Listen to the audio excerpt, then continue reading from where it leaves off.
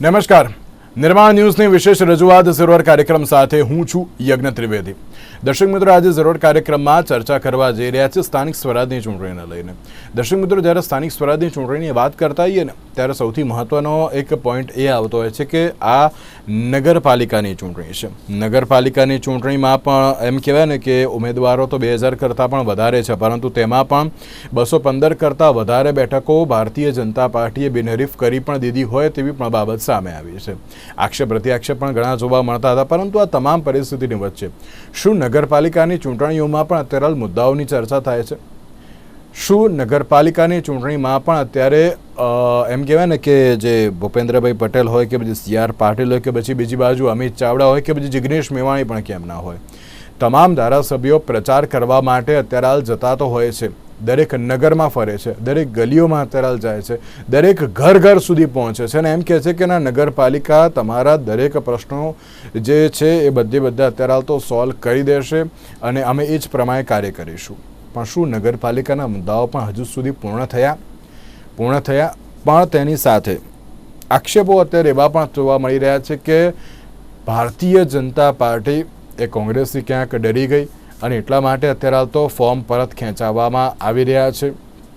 ગિયાસુદ્દીન શેખ દ્વારા પણ એક બળાપો કાઢવામાં આવ્યો હતો કે ભારતીય જનતા પાર્ટી અત્યારે કંઈ પણ કરીને આ ચૂંટણી જીતવા માટેના કાવા દાવા કરી પણ રહી છે. પણ હવે આ તમામ બાબતોની વચ્ચે મારે આજે એક સવાલ એ જ કરવો છે કે મુદ્દાઓ જોવે છે કોઈ કે પછી આક્ષેપ પ્રત્યાક્ષેપ જ જોવા મળી રહ્યું છે? તમામ મુદ્દાઓ પર ચર્ચા કરીશું. ચર્ચા કરવા માટે અમારી સાથે જોડી ગયા છે યોગેશભાઈ ચુડગર કે જેઓ રાજકીય વિશ્લેષક છે, મુકેશભાઈ પંચાલ કે જેઓ કોંગ્રેસ પાર્ટીના પ્રવક્તા છે અને નિલેશભાઈ સોલંકી કે જેઓ ભારતીય જનતા પાર્ટીના પ્રવક્તા છે. જે આપણું સૌથી પહેલાં તો સ્વાગત છે. યોગેશભાઈ, ચૂંટણીનો જંગ કોઈ પણ હોય પણ એમાં મુદ્દા આધારિત રાજકારણ નથી જોવા મળતું, માત્ર ને માત્ર આક્ષેપ પ્રત્યાક્ષેપ પર જ આખું રાજકારણ જોવા મળતું હોય છે. આપની પ્રતિક્રિયા? યજ્ઞભાઈ, મારી સમજ છે એ પ્રમાણે આ સ્થાનિક સ્વરાજની ચૂંટણી છે, આ કોઈ વિધાનસભા અથવા લોકસભાની નથી. એટલે પ્રશ્નોની ચર્ચા સ્થાનિક સ્વરાજ અથવા તો સ્થાનિક વિસ્તારની થવી જોઈએ. નગરપાલિકા હોય અથવા તો તાલુકા પંચાયત હોય કે ગ્રામ પંચાયત, એને પોતાના પ્રશ્નો અંગેની ચર્ચા કરવી જોઈએ. આમાં હિન્દુ મુસ્લિમ કે ભારત પાકિસ્તાન કે એ બધી ચર્ચા ના થવી જોઈએ. દિલ્હીમાં ધારો કે કોંગ્રેસને 0 માટેની હેટ્રિક કરી, એ વાતને અહીંયા લેવા દેવા નથી, પણ જે તે ગામમાં અથવા જે તેના વિસ્તારમાં પાણી, ગટર, લાઇટ વગેરેના પ્રશ્નો હોવા જોઈએ. જે રસ્તાઓ છે એની પરિસ્થિતિ હોવી જોઈએ અને જે તે નગરપાલિકા અથવા તો તાલુકા પંચાયતને સરકાર તરફથી મળતી ગ્રાન્ટ જે હોય, એમની પોતાની આવક ટેક્સ વગેરે સિવાય પણ ગ્રાન્ટ મળતી હોય, એનો પૂરો ઉપયોગ થાય ને જે તે વિસ્તારને સારો બનાવવામાં આવે, એ મુદ્દા ઉપર ચર્ચા થવી જોઈએ. હવે અત્યારે તો એવો દાવો કરવામાં આવે છે કે ગુજરાતભરમાં રસ્તાઓ અને ઇન્ફ્રાસ્ટ્રક્ચરનું એટલું બધું સારું કામ થયું છે, ત્યારે આપણે કેટલાક દ્રશ્યો એવા જોઈએ છે કે કોઈ બાઈને પ્રસૂતિ માટે એક ઝોલામાં લઈ જવામાં આવે અને પ્રસૂતિ એમાં થઈ જાય અને બાઈનું અને નવજાત બાળકનું પણ મરણ થઈ જાય. આવા રસ્તાઓ છે કે જ્યાં આપણે એમ્બ્યુલન્સ ગાડી પણ ના જઈ શકે અથવા બીજા કોઈ વાહનો ના જઈ શકે. તો આ બાબતે કેમ ચર્ચા નથી થતી? એક કરજણ વિસ્તારના એક સતીશ પટેલે તો એવી જાહેરાત કરી કે તમે અમને વોટ નહીં આપો તો અમે તમારા મકાનો તોડી નાખીશું અને જો તમે અમારી વાત નહીં માનો તો અમે આમ કરીશું. આ જાતની ધમકીઓ આપીને જો સત્તા મેળવવાની હોય તો મને લાગે છે આ કેટલું યોગ્ય છે. તમે અત્યારે ધમકી આપો છો અને પક્ષીય રાજકારણ આમાં જોવાનું ના હોય. પ્રજાનું ભલું શું થાય, પ્રજાને સુખ સગવડો કેટલી મળે છે એ જોવાનું હોય. તમને મળતા ટેક્સના પૈસા અથવા તો ગ્રાન્ટના પૈસાનો પૂરેપૂરો ઉપયોગ થાય અને જે કંઈ કામ હાથ ધરાય, ગામની અંદરના રસ્તાઓ અથવા તો નગરપાલિકાની અંદર પાણીની, લાઇટની, ગટરની વ્યવસ્થા બરોબર થાય, કદાચ હજુ બરોબર ના થઈ હોય તો એનો સુધારો થાય, એ કરવાનું ધ્યાન આપવાને બદલે અત્યારે આક્ષેપ પ્રતિ આક્ષેપ થાય. અમરેલીનું લેટરકાંડ છે કે બીજા એવા બધા મુદ્દાઓ, ગિયાસુદ્દીન શેખ છે તે દ્વારકાના છે, કરજણની વાત કરો અથવા બીજા નાના ગામની વાત કરો તો ત્યાં આગળ આ બધા પ્રશ્નો કેટલા એની સાથે નિસ્બત ધરાવે છે. એટલે મારી દ્રષ્ટિએ તો અત્યારે રાજકારણ છોડીને જે તે વિસ્તારનું સારું થાય, એના કામો સારા થાય ને પ્રજાને પૂરતી સુખ સગવડો મળે એ બાબત ઉપર વધારે ધ્યાન આપવું જોઈએ. ન કે કોંગ્રેસ ભાજપને ભાડે ને ભાજપ કોંગ્રેસને ભાડે.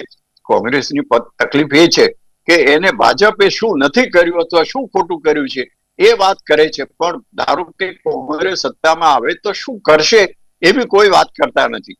એટલે આ બાબતે મને લાગે છે કે કોંગ્રેસ તરફથી કોઈ લક્ષ્ય આપવામાં આવતું નથી, એ યોગ્ય નથી.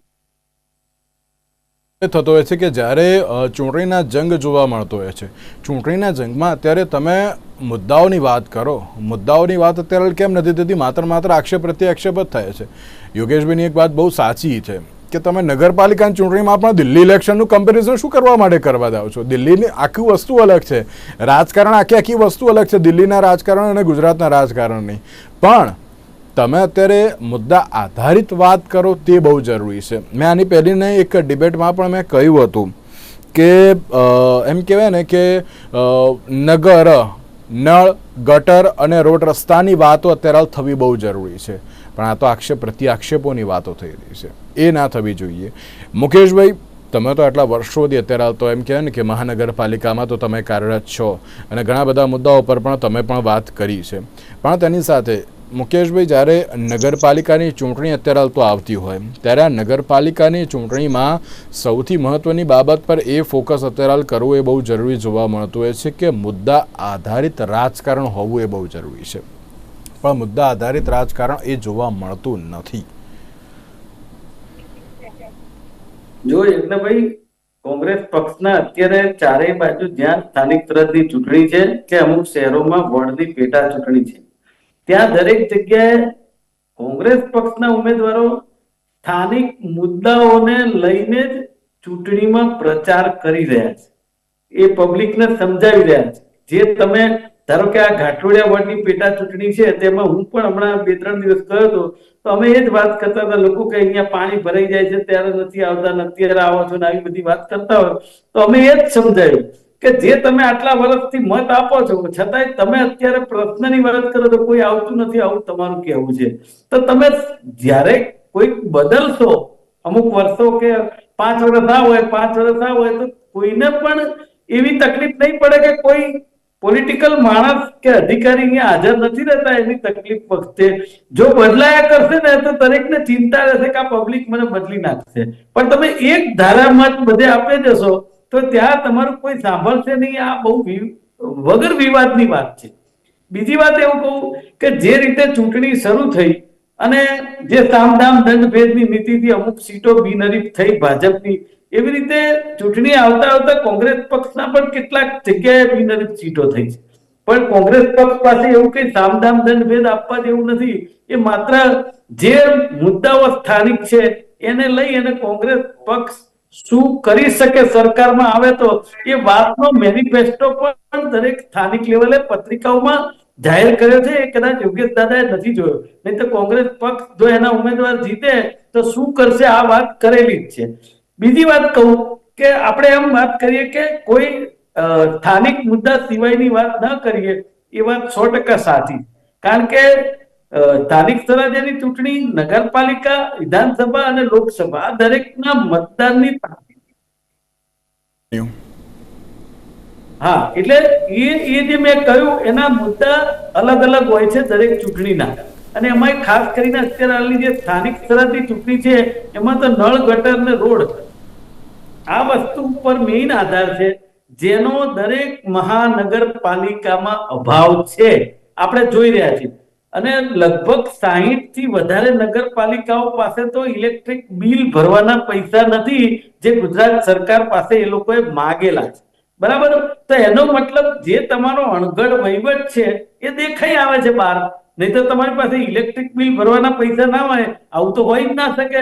ધારો કે મેયર હોય, ડેપ્યુટી મેયર હોય, તો એ લોકો નવી ગાડીઓ છોડાઈ શકતા હોય, તો ઇલેક્ટ્રિક બિલ ના ભરાય એવું કઈ રીતે બને? એ મેયર પોતાની ગાડીનો ઉપયોગ ધારો કે મહાકુંભમાં જવામાં કરે અને લખલૂટ રૂપિયા વાપરે, તો તમારે બિલ ભરવામાં કેમ ના હોય? એટલે આ જે સ્થાનિક પ્રશ્નો છે ને એ આમાંથી જ ઉદ્ભવે છે કે જ્યારે ધારો કે વરસાદ આવે ત્યારે પાણી ભરાઈ જવું, ગટરોની નિકાલ ન થવો, આ બધી વસ્તુ સ્થાનિક સ્વરાજની ચૂંટણીમાં મુદ્દા આધારિત અત્યારે હાલ વાત કરવી એ બહુ જરૂરી જોવા મળતી હોય છે. હું એક મિનિટ આપને રોકવા માટે માગું છું, કારણ કે નિલેશભાઈ, મારો સવાલ હવે આપને પણ એ જ કરવો છે કે તમે પણ ક્યાંક મુદ્દા આધારિત રાજનીતિ નથી કરતા. તમે માત્ર આક્ષેપ પ્રત્યાક્ષેપ ઉપર જ કામ કરી રહ્યા છો. જો 30 વર્ષથી તમારી સરકાર હોય ભારતીય જનતા પાર્ટીની, તો પછી ક્યાંક તમારે પણ અત્યારે હાલ તો જો કાર્યો બતાવવા એ બહુ જરૂરી જોવા મળે છે ને, પણ કાર્યો ક્યાંક જોવા મળતા નથી ને એટલા માટે આ પ્રકારની પરિસ્થિતિ પણ જોવા મળતી હોય છે. યજ્ઞભાઈ નમસ્કાર. ખૂબ જ સારી વાત કરી કે તમે નળ, ગટર, રસ્તા, નગરપાલિકા કે જે બેઝિક પાયાની વસ્તુ હોય કે જેમાં ગ્રામ પંચાયત, તાલુકા પંચાયતના મહાનગરપાલિકા, આ જે ચૂંટણી જે યોજાવા જઈ રહી છે એમાં એક જુનાગઢ મહાનગરપાલિકા, 3 તાલુકા પંચાયત, 68 નગરપાલિકાનો સમાવેશ છે. ટોટલ 72 જગ્યાએ ચૂંટણી થવાની છે, જેમાં ખૂબ જ સારું પરિણામ કે હજી ઇલેક્શન થયું નથી પણ ત્યાં બિનહરીફ રીતે 215 ભાજપના, ભારતીય જનતા પાર્ટીના બેઠકો અમે સર કરી દીધી છે. જેમાં બાલાસિનોર આવી જાય છે, મંગલીપણા તાલુકા આવી જાય છે, 36 હાલોલની જે બેઠક છે એ આવી જાય છે, 24 જે બાટવા પાલિકાની છે એ આવી જાય છે, જુનાગઢ મહાનગરપાલિકાની પણ 9 આવી જાય છે. તો આ આંકડા દર્શાવે છે કે કોંગ્રેસના ઉમેદવાર જનતાથી અને ભારતીય જનતા પાર્ટીથી એ ડરી ગયા છે કે એ જનતાનો સામનો નથી કરી શકતા, એવું આ ફલિત થાય છે કે જે ઇલેક્શનમાં જવા નથી માંગતા. આ બેઝિક પાયાની વસ્તુ હોય કે જે રીતે મહાનગરપાલિકા, નગરપાલિકા કે તાલુકા પંચાયતમાં જે રીતે ભારતીય જનતા પાર્ટીએ 100% કોંગ્રેસ એમાં ભૂતકાળમાં જીતી હતી, બહુ સારું પ્રદર્શન કરતી હતી, પણ જે રીતે અમે ત્યાંના અમારા જે સરપંચો હતા, અમારા ત્યાંના જે ઉમેદવાર હતા, એ રીતે જે લોકો જીતીને આવતા હતા, જે લોકોએ કુશળતાથી વહીવટ કર્યો છે યજ્ઞભાઈ, કોઈ જગ્યાએ ત્રુટી રહી હશે, 100% હું માનું છું કે 100% પરિણામ નથી મળતું, પણ આજે તમે જુઓ કે છેવાડાના ગામડા સુધી આજે કનેક્ટિવિટી હોય, રોડ હોય, ત્યાં ટ્રાન્સપોર્ટેશન હોય, ત્યાંની જે સુવિધા હોય, એક હોસ્પિટલ સારી નથી.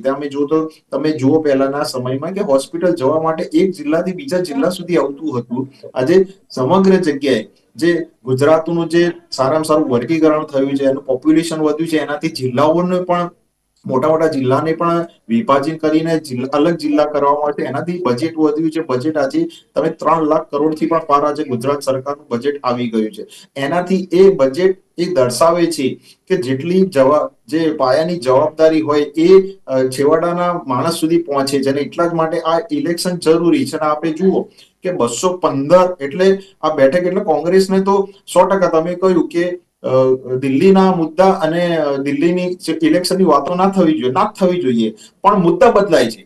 ચૂંટણી તો કોંગ્રેસ લડે છે અને ભારતીય જનતા પાર્ટી લડે જ છે, અને એટલા જ માટે ત્યાં ડબલ ડિજિટમાં એમને હેટ્રિક કરી. જ્યારે આજે અમે ભારતીય જનતા પાર્ટીનો એક તાલુકા પંચાયતની પણ હોય છે ને, તો અમે એમાં બળ લગાવી દઈએ છીએ કે ભાઈ કેમ અમે જનતાને આ આપી શકીએ છીએ, અને જનતાનો પણ આજે વિશ્વાસ એક કાયમ છે. કેમ કોંગ્રેસ નથી જીતી શકતી? કેમ તમે એક સીટ ના જીતી શકો તો તમારા સમગ્ર દિલ્હીમાં આટલી 150 વર્ષ જૂની પાર્ટી હોય તો ક્યાંક તો અસ્તિત્વ હોય ને યજ્ઞભાઈ. જનતા પણ એ માને છે કે હવે કોંગ્રેસ લુપ્ત થાય છે કે તમારે 30 વર્ષથી તમારી સરકાર છે, તો પણ કેમ અંતરિયાળ વિસ્તારમાં હજુ પણ આ પ્રકારની પરિસ્થિતિ, કેમ હજુ પણ આ પ્રકારના પ્રશ્નો જોવા મળે છે? જે ચોક્કસથી ક્યાંક મેં આપને કહ્યું કે જે રીતે ચુડગરજીએ કહ્યું કે ભાઈ કોઈ જગ્યાએ એ પ્રસૂતિના 100% એવો એક પણ કેસ ના થવો જોઈએ, પણ આજે એક કેસ આવ્યો અને એ છોટાઉદેપુરનો કેસ છે. ત્યાં તાત્કાલિક એ બાળક ના મરવું જોઈએ, કે જે રીતે મૃત્યુ પામ્યું એ ના થવું જોઈએ, પણ બીજા દિવસે એ જે અધિકારીઓ હતા ત્યાંનું સર્વે કરવા ગયા, 100% એ આ ફરીથી એ વિષય નહીં આવે.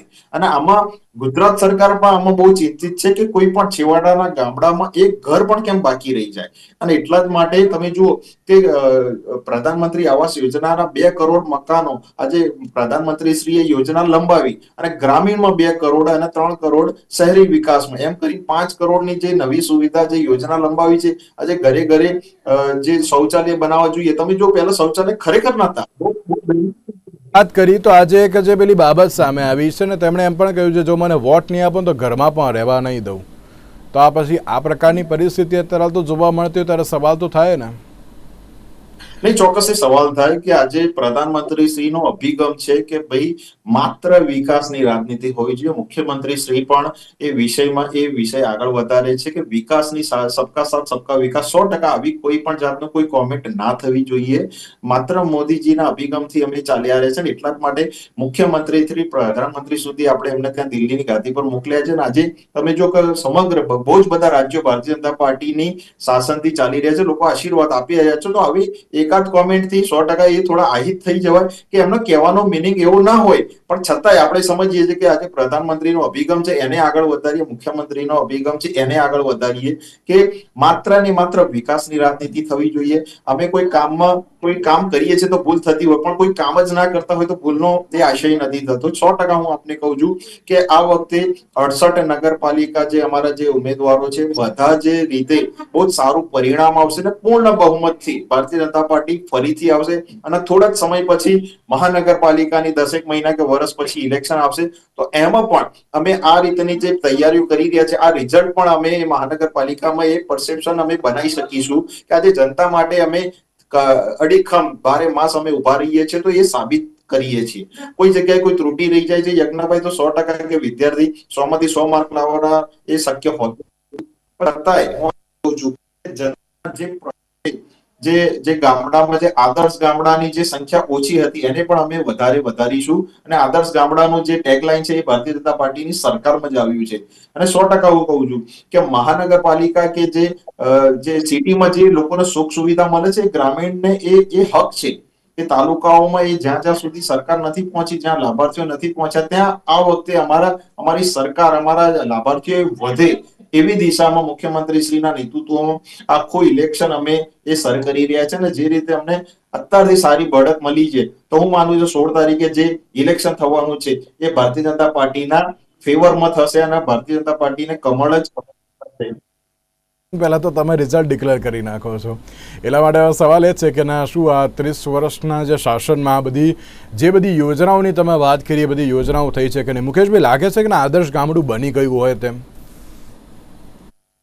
હવે યજ્ઞભાઈ, એક તો મારી વાત પૂરી કરવા દેજો કે આ સ્થાનિક સ્વરાજની ચૂંટણીમાં અત્યારથી કહી દેવું કે અમે જીતી જઈશું અને સ્થાનિક સ્વરાજના દરેક વિસ્તારોમાં પ્રશ્નો 70% જે છે. હવે પેલા ભાઈ એવું કે છે કે તમે જો મને નહીં જીતાડો તો મકાન તોડી નાખીશ, તમે સમજો.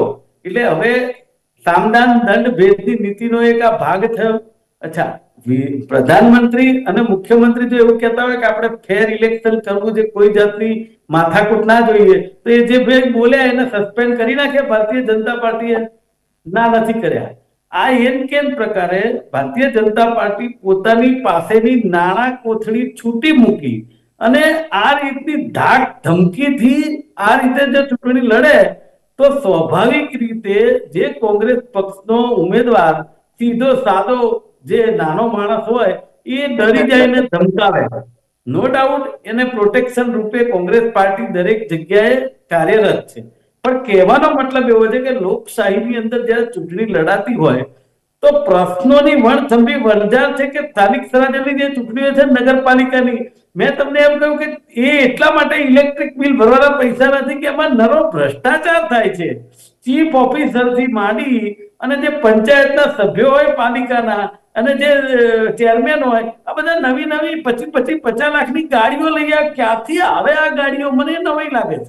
અને એક બાજુ તમારી પાસે જે યોગેશ દાદાએ કહ્યું કે પેલી લેડીઝને લઈને પ્રસૂતિ આપણે ઉચકી લઈ જવી પડે, તો મને એવું થાય છે કે તમે નથી કરી શક્યા તો કબૂલ તો કરો કમસે કમ કે અમે નથી કરી શક્યા. બસ એક જ વાત છે, પ્રધાનમંત્રીએ કીધું છે, મુખ્યમંત્રીએ કીધું છે, એના પર કોણે ના પાડી? તમે 30 વર્ષથી સત્તા ઉપર હોય તો 30 વર્ષમાં કામ તો કરવા જ પડે ને. હવે કામ કેટલા ટકા થવા જોઈએ અને કેવા થવા જોઈએ એના ઉપર સૌથી મોટો સવાલ છે. અને એની સામે કન્ટેમ કરી અને કોંગ્રેસ પક્ષના કાર્યકર્તાઓ મહાનગરપાલિકાની ચૂંટણીમાં કામ કરી રહ્યા છે અને જે રીતે ચૂંટણી લડી રહ્યા છે. હવે તમે સમજો, એક બીજો મુદ્દો ઉડીને આંખે વળગીને આવ્યો છે કે દરેક જગ્યાએ ભારતીય જનતા પાર્ટીનું નો ડાઉટ અત્યારે શાસન છે, તો કોંગ્રેસ પક્ષના ઉમેદવારો જે લડે છે એ લોકો ક્યાંક ને ક્યાંક કાર્યાલય કરી શકે. સાહેબ, જે માણસ કાર્યાલય માટે પોતાની જગ્યા આપે રાત્રે એને ધમકી આવે ત્યાંના નેતાની.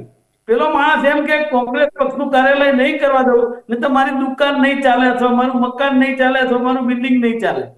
આ ધાક ધમકી ચાલુ રહે. મને એમ થાય છે તમે વિકાસ કરી નાખ્યો છે, તમે પ્રજાના કામ કરી નાખ્યા છે, તમને ચારે બાજુથી મત મળે જેવો વિશ્વાસ છે તમને, તો આવી ધાક ધમકી શું કરવા આપવી પડે છે? આવા દાખલા અસંખ્ય છે સાહેબ. ભૂતકાળમાં વિધાનસભાની ચૂંટણીમાં શશિકાંત પટેલ અમિતભાઈની શાહ સાહેબની સામે લડે ત્યારે પણ, અને આનંદી પેલા ભૂપેન્દ્રભાઈની સામે લડે ત્યારે પણ કાર્યાલય ના થઈ શકે એટલી ધાક ધમકીથી ચૂંટણી ભારતીય જનતા પાર્ટી લડી છે. એનો હું તાદશ્ય સાક્ષી છું. મને એમ થાય આટલા વર્ષ તમે શાસનમાં છો તો માણસને શાસન ન આવવાનો ડર કેમ છે? આ એક સૌથી મોટો સવાલ છે. જો કામ જ કરી નાખ્યા હોય તો તમે કોઈ પણ જાતના ડર વગર ચૂંટણીમાં ઝંપલાવો, કોઈ પણ જાતના સામ દામ દંડ ભેદની નીતિ અપનાવ્યા વગર ઝંપલાવો, તમને મત મળી જવાના છે. પણ જી મારી જોડે થોડોક સમય ઓછો છે. નિલેશભાઈ, મને ટૂંકમાં એક જવાબ આપો. મારે યોગેશભાઈ મારે એક સવાલ કરવો છે. મેં પહેલાં પણ મેં આ સવાલ કર્યો, મુકેશભાઈ એગ્રી થશે કે તમારા 30 વર્ષનું શાસન છે તો પણ અત્યારે તમે કેમ આ પ્રકારની, અને શું ભારતીય જનતા પાર્ટીને હવે એમ કે હારની બીક હવે આવી ગઈ છે કે અમે હારી જઈશું એટલા માટે સામ દામ દંડ ભેદની અત્યારે તો નીતિ અપનાવવામાં આવતી હોય છે? અને આ એકવાર નહીં, વિધાનસભા હોય કે પછી લોકસભા હોય, તમામ વખતે આ પ્રશ્ન થતો હોય છે. યજ્ઞભાઈ, મારા મુકેશભાઈને એગ્રી નથી કરવાના. મારે એ જનતાને, એ ગરીબ જનતાને કે મધ્યમ વર્ગીય જનતાને મારે એગ્રી કરવાના છે કે જે રીતે મુકેશભાઈ જે કહી રહ્યા છે કે ભાઈ સામદામ દંડ ભેદ, તો રાજકારણમાં કોઈ જગ્યાએ કોઈ મંચ ઉપર બોલતા હોય તો કોઈ જગ્યાએ સ્લીપ ઓફ ટંગ થતું હોય. ચલો હું માનું છું કે અમે કોઈ બધા જ કામ અમે ક્યાંય કર્યા નથી, કોઈ વિકાસ જ નથી કર્યો, તો કેમ તમારી પણ જવાબદારી છે ને, તમે કેમ બિર હરીફ આજે 215 ભાજપની બેઠક આવી, કેમ તમે જીતતા નથી? આવો ને તમે, આપણે હેલ્ધી રાજકારણ કરીએ. તમે આવો, તમારે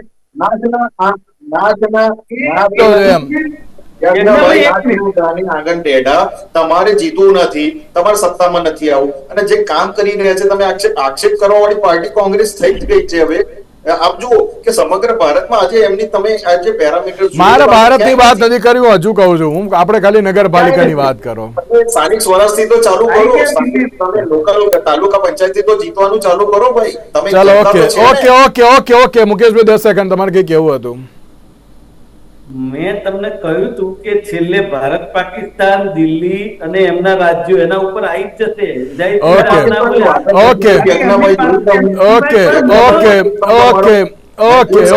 okay Nileshbhai, okay Yogeshbhai, last and final question. 27% OBC અનામતની જે બાબત હતી ને, ત્યારે એના પછીની જે પહેલી સ્થાનિક સ્વરાજની ચૂંટણી તો જોવા મળી રહી છે, પણ જે પ્રમાણે બિનહરીફ થઈ રહ્યા છે, આક્ષેપ પ્રત્યાક્ષેપ જોવા મળી રહ્યા છે, આ વખતની સ્થાનિક સ્વરાજની ચૂંટણીમાં મુદ્દા આધારિત તો રાજકારણ નથી જ જોવા મળ્યું, પણ લાગે છે કે ના આ વખતે પણ પ્રજાના પ્રશ્નો પૂર્ણ થશે તેમ? પ્રજાના પ્રશ્નો તરફ તો ધ્યાન આપવાનું કોઈ પણ પાર્ટી ધ્યાન રાખતી જ નથી, અને પરિણામ એ આવ્યું છે કે અત્યારે જે ઉમેદવારોએ ફોર્મ ભરેલા એ પાછા ખેંચે છે. એ વાત તો જાણે કે ધાક ધમકી વગેરે હશે, પણ ચૂંટાયેલા ધારાસભ્યો ભાજપમાં જતા રહે છે, એનું શું? એટલે કોંગ્રેસ પક્ષ હા, એ તો કોંગ્રેસે પણ અગાઉ પહેલા કરેલું, એટલે એ જ વાત ઝારખંડ મુક્તિ મોરચાની વાત નથી કરતો અત્યારે, પણ એ બધું અગાઉથી ચાલતું આવ્યું છે ને. એને તમે 100% કર્યું તો આ લોકો 150% કરે છે, પણ તમે તમારા પક્ષના માણસોને સાચવી નથી, તમે તમારા પક્ષના માણસોને સાચવી નથી શકતા, સંગઠન મજબૂત નથી કરી શકતા.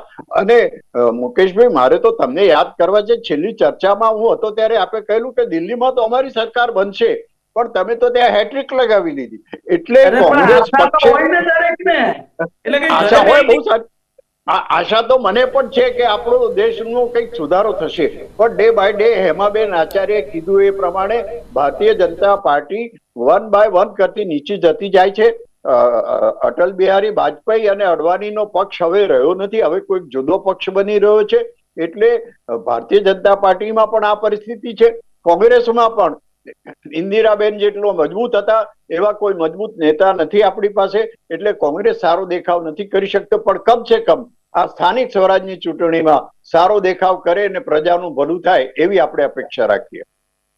નિલેશભાઈ, ત્રણના આભાર અમારી સાથે આ ચર્ચા વિચારણામાં જોડાવા માટે. તો દર્શક મિત્રો, જે રીતે ચૂંટણીના જંગમાં રાજકારણ તો ગરમાયું છે, આગામી સમયમાં કેવા પ્રકારની પરિસ્થિતિ જોવા મળશે તે તો આવનારો સમય જ બતાવશે.